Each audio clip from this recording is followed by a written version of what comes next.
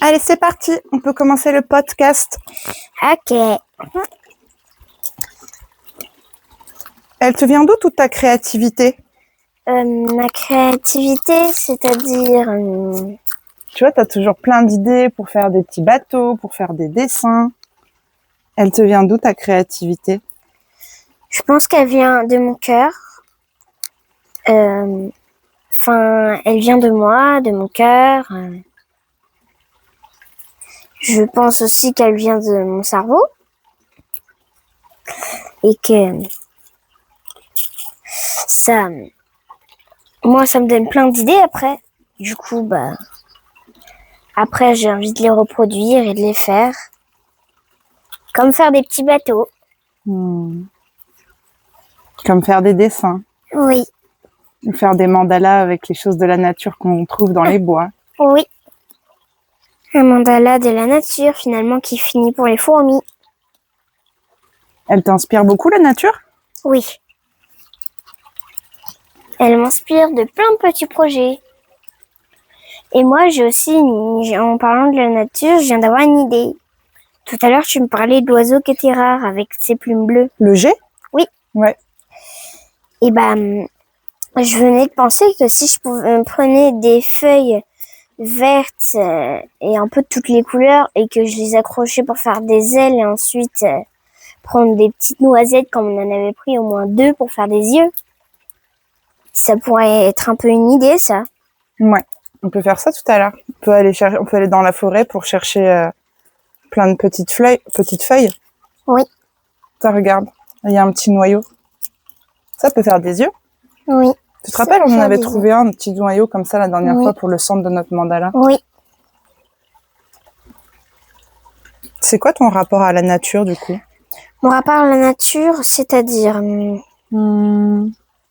Est-ce que tu aimes aller dans la nature? Oui, j'aime beaucoup aller dans la nature, passer des moments avec elle. Avec elle. Nous deux. Pour toi, c'est une personne, la nature? Oui. Enfin, c'est comme une personne? Pour moi, comme la nature, elle est vivante et qu'elle a des êtres vivants qui vivent avec elle, je pense que la nature, c'est vivant, c'est avec nous, enfin, c'est là pour nous. Pour nous? Oui. Pour nous ou avec nous? Avec nous et pour nous, parce que je pense que sans elle, on serait déjà tous morts, parce que c'est elle quand même qui a fait pousser les arbres pour nous faire de l'oxygène. Donc, je me dis quand même que la nature, ça sert pas à rien et que c'est un élément que moi j'aime beaucoup, que j'aime passer du temps avec. Moi aussi, j'aime beaucoup passer du temps dans la nature. Je trouve que c'est un endroit où on peut vraiment se ressourcer. Et que si jamais, tu vois, j'ai un chagrin ou si je suis triste ou si j'ai passé une mauvaise journée, je peux toujours aller dans la nature, me ressourcer et faire des câlins aux arbres. Je vois. Ça aussi, c'est une idée que j'aime beaucoup faire dans les bois de papier mamie. Des câlins aux arbres, tu veux dire? Oui.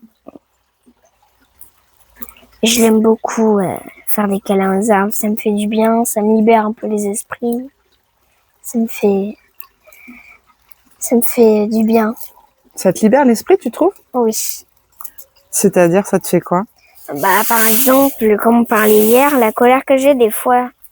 Et par exemple, ça, quand je fais des câlins, et tout ça, quand je dis ça me libère le cerveau, tout ça, ça part. Tu trouves que les arbres, ils prennent tes émotions? Oui. Et ils t'aident à... Ils m'aident à me calmer, ils me font du bien. Est-ce que toi aussi, tu sens que tu donnes quelque chose à l'arbre? Je pense que moi, je lui donne mon amour. Tu te rappelles la dernière fois qu'on avait été dans la forêt avec Tata? Elle disait que des fois, il y a des arbres qui avaient besoin d'être guéris et qu'elle leur faisait des soins aussi pour les guérir. Ah bon? Ouais. Ça devait être beau alors. Du coup, elle m'a fait expérimenter ça. Parce que moi, à chaque fois que j'allais faire des câlins aux arbres, je sais pas comment dire. Je sentais que, tu sais, que ça fait comme C'est comme une boucle. Ah bon? Je sais pas comment dire. C'est comme si, tu sais, l'énergie, elle partait de l'arbre, elle venait en moi, elle retournait à l'arbre. Mais j'avais pas cette sensation que moi aussi je pouvais guérir l'arbre. J'avais plus la sensation que c'était l'arbre qui me guérissait. Et à un moment donné, on est arrivé devant un grand arbre et je ressentais pas grand chose. Et quand je me suis mis après dans cette posture de moi aussi je vais te donner de l'énergie, je vais te guérir, là j'ai senti que ça a bougé très très fort. Et Tata m'a dit, bah tu vois, c'est l'arbre qui t'a donné une leçon. Il est venu te montrer que ça, c'était dans les deux sens. C'est vraiment une belle histoire, là, ce qu'elle a raconté. Mais Tata, elle a une connexion particulière avec les arbres. C'est rigolo. Je viens de comprendre ça. Ouais. Elle aime beaucoup, beaucoup les arbres. Oui, et je pense pas que c'est la seule. Et toi, à 8 ans, comment tu vois la vie? Qu'est-ce que c'est la vie pour toi? Pour moi, la vie, comment expliquer? Avec tes mots, pas de pression, hein. T'es pas obligé de répondre. Oui, je réfléchis un peu parce que je saurais pas quoi dire comme ça. Parce que moi, la vie, c'est quelque chose que j'aime. Je sais que moi, la vie, en tout cas, moi, j'y tiens. J'aime ma vie, je profite. Parce que je sais qu'à un moment donné, ce sera pas pareil, que après, je vais devenir grande, que je serai chez moi, mais je viendrai toujours en visite à mes parents quand ce sera à ce moment-là. Mais je trouve que la vie pour nous, c'est essentiel. Il y a des gens qui ne le pensent pas toujours. Mais moi, en tout cas, je le pense. Alors, voilà. Moi, déjà, c'est ce que je retiens un peu de la nature, déjà. Et de la vie. Tu crois que la nature, elle t'apprend? Oui. Sur comment vivre ta vie aussi? Je me demande bien. Je saurais pas trop comment lui demander. Comment lui demander? Oui. Ah, tu veux dire, t'as compris ma question sur comment demander à la nature comment vivre ta vie, c'est ça? Oui. Non, je te disais, est-ce que tu vois dans la nature des avantages de ma vie? Non, la question c'était plutôt, est-ce que tu vois dans la nature des indices de comment vivre ta vie? Des indices de comment vivre ma vie? Ou tu vois pas forcément des indices, attends, je trouve pas le bon mot. Des leçons, comme si, tu sais, la nature, elle te donne des leçons sur comment vivre ta vie. Oh oui. Ouais. Moi, la nature, pour vivre ma vie, moi, je pense que c'est ce qu'elle me dit, mais moi, je pense que elle me dit que il faut que je sois dehors avec elle, que je continue ma vie comme je la vis déjà. Moi, tu vois, quand je regarde et que j'observe la nature, je sens la notion de saison, qu'il y a un temps pour tout. Ah bon? Tu vois, la nature, il y a un temps pour que la petite graine, elle pousse et qu'elle devienne une petite feuille, et que de la petite feuille, elle devienne une plante, et que de la plante, elle devienne un arbre. Un arbre, et que de l'arbre, elle fasse des bourgeons, des fleurs, et après, elle fait des fruits. Et puis après, les feuilles tombent. Et puis les bourgeons reviennent. Tu vois ce que je veux dire? Quand j'observe la nature, je ressens qu'il y a un temps pour tout, qu'il y a un timing de la nature et que ça sert à rien d'être trop pressé. Oui. Et puis ça me fait revenir aussi beaucoup dans la nature, elle me fait revenir dans l'instant présent. Parce que tu sais, souvent dans nos têtes, on peut avoir, on peut facilement en fait être en train de penser au passé ou être en train de penser au futur. Oui. Et ça veut dire qu'on se coupe de ce qui est en train de se passer là tout de suite maintenant. Et la nature, elle m'apprend ça. Le timing,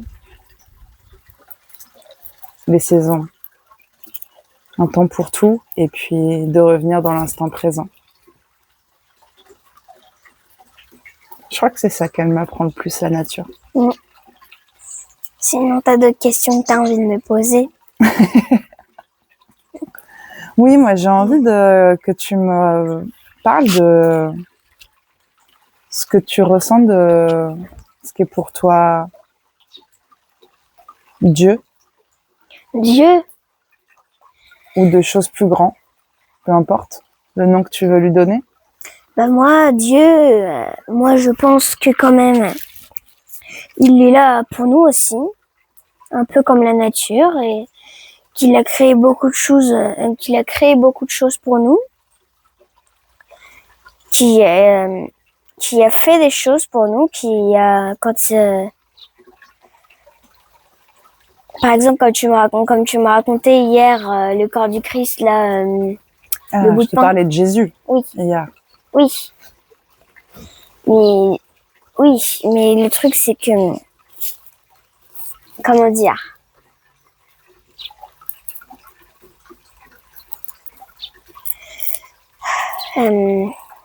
En fait, je saurais pas trop t'expliquer qu'est-ce que c'est vraiment pour moi Dieu, parce que je sais ce que c'est pour moi, mais comment te l'expliquer, ça, je ne sais pas.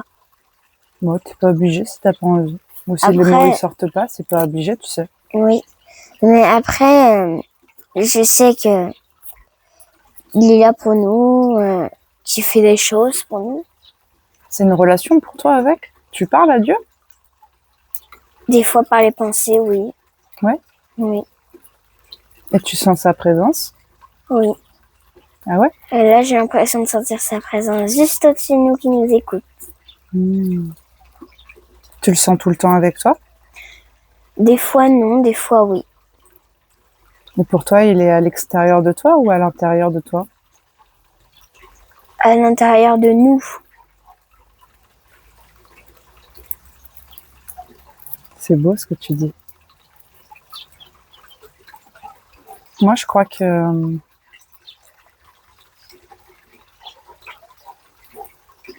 pour moi, Dieu, c'est comme un principe, comme une énergie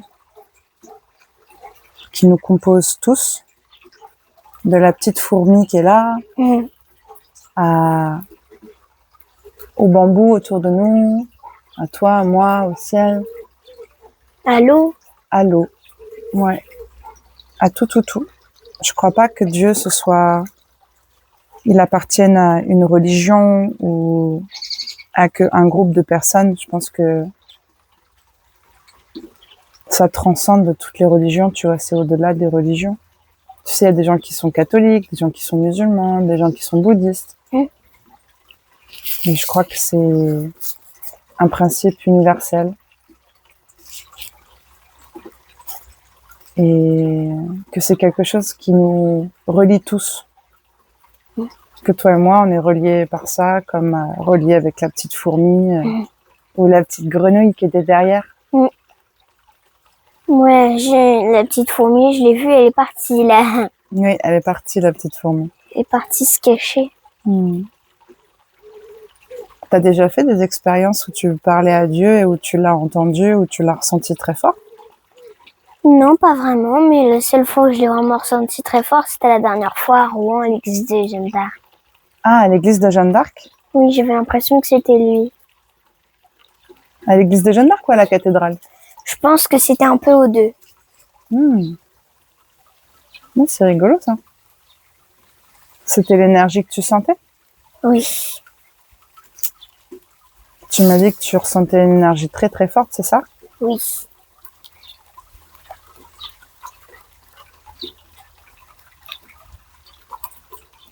Et il représente quoi, Jésus, dans ta vie? Moi, Jésus, dans ma vie, c'est une personne qui nous aime et que j'aime. Après, il y a d'autres gens, je sais que toi aussi tu l'aimes, je me doute. Mais il y a d'autres gens qui ne l'aiment pas et moi, en tout cas, je fais partie des gens qui l'aiment. Toi aussi, du coup.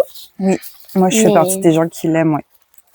Dieu, pour moi, c'est un esprit qui nous dit ce qu'il faut faire dans la vie, il nous dit comment faire surtout.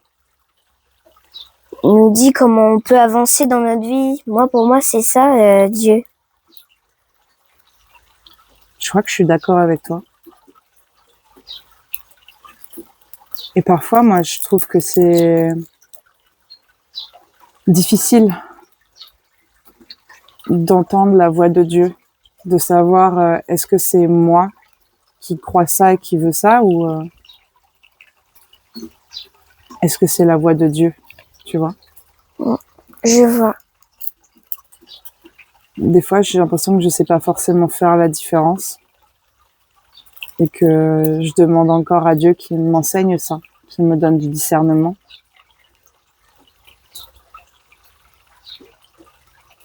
T'as toujours eu cette idée de Dieu? Ou c'est quelque chose qui est arrivé il y a pas longtemps ou... Non, moi j'ai toujours eu cette idée de lui. J'ai toujours pensé ça de lui. Parce que, tu vois, on est dans une famille qui est pas forcément très... En tout cas, qui était pas forcément très pratiquante, etc.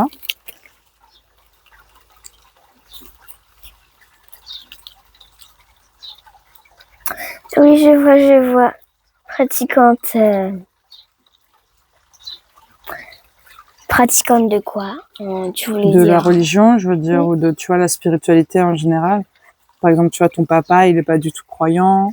Non, mon père, il y croit pas et ça me fait quand même de la peine un peu. Ah bon? Mais après, il a le Ça te droit fait de de pas la y peine croire. que papa y croit pas? Oui, parce que moi, je pense que s'il y croyait, il aurait peut-être une vie meilleure.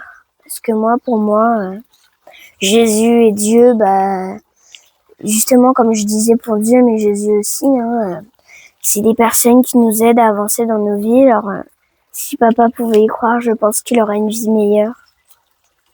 Après, j'en suis pas sûre. C'est intéressant que tu dises ça. J'aimerais beaucoup qu'il y croive. Regarde, il y a quelque chose dans l'herbe juste là qui bouge. Oui. Qu'est-ce que c'est? Ça se trouve, c'est peut-être une grenouille. C'est un petit mulot, peut-être. Chut, il faut plus faire du bruit.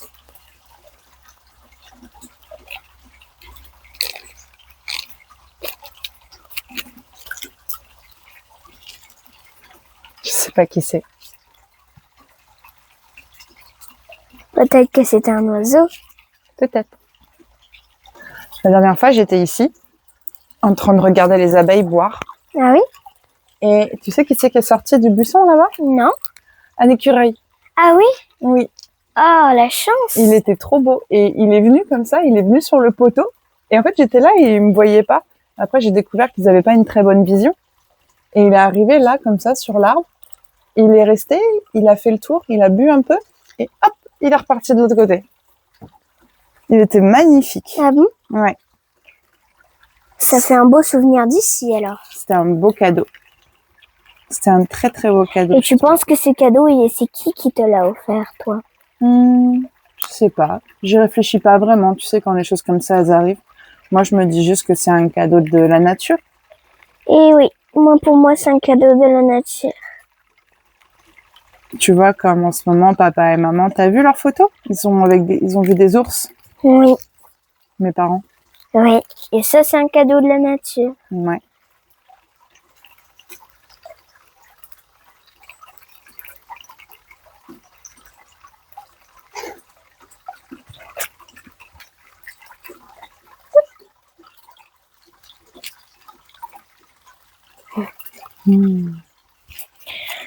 T'as dit un truc trop beau avant-hier.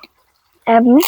Tu parlais Du physique des gens. Du physique des gens? Non, tu parlais des gens, mais tu parlais des êtres humains. de façon générale? Oui. Bah, en fait, justement, ça parlait un peu des gens et de leur physique, parce que moi, je pense que peu importe si on est gros, mince, blanc, la peau marron, peu importe. Moi, je pense que on est peut-être tous différents, mais on est tous essentiels à quelque chose. Essentiel dans le monde? Oui, essentiel dans le monde.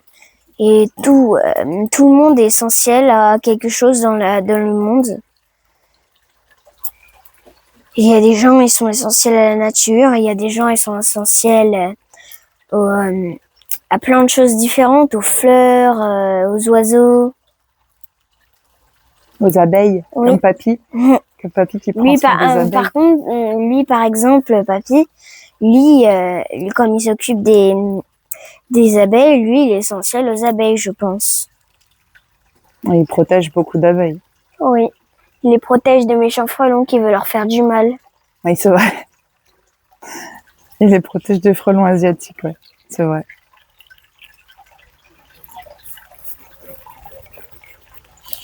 Et toi, tu crois que c'est quoi ton endroit, ton rôle? Moi, mon rôle, je saurais pas vraiment comment dire.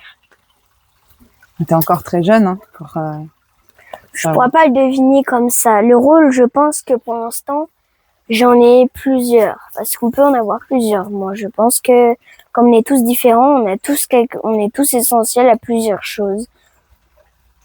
Mais moi, je peux pas savoir l'essentiel de beaucoup de personnes. Mais moi, je pense que je peux être essentiel à la nature. Toi, je pense que tu peux être essentiel à Dieu. On est tous essentiels à Dieu, je pense, Oui. non? On est tous essentiels à Dieu. Toi, en tout cas, je sais que t'en fais partie. Moi, en tout cas, moi, je te le dis parce que toi, tu crois à Dieu. Ouais. Moi aussi, j'y crois à Dieu. Moi, je trouve que ta créativité et ton intelligence servent ce monde d'une façon magnifique. Ah bon? Ouais. Merci beaucoup.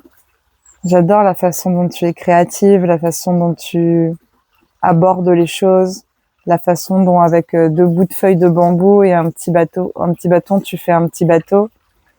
Et puis toutes les histoires que tu vas pouvoir en tirer. Et puis tout ce que tu m'apprends aussi. Tu sais plein de choses. Moi, je trouve ça super. Tout ce que tu m'apprends. Je vais t'emmener en sécurité? Non, tu veux pas? La petite fourmi? Oui, je pense qu'elle n'est pas vraiment en sécurité ici. Ah bon, pourquoi? Je pense qu'avec les grenouilles, j'ai peur qu'elles se fassent croquer. Tu crois que les grenouilles, elles mangent des fourmis? Je suis pas sûre, mais je pense qu'elles pourraient. Elle va me grimper dessus.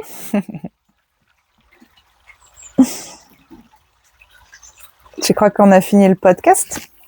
Non, je pense pas, je suis pas sûre. Après toi, tu penses qu'on a d'autres choses à se dire? Je sais pas. Tu sais, il n'y a pas de but.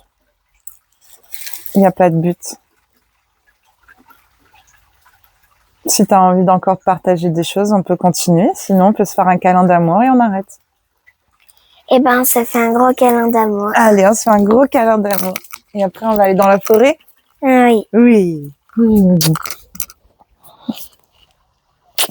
Je t'aime fort. Moi aussi. Tu bouges pas? Comme ça, j'éteins la caméra.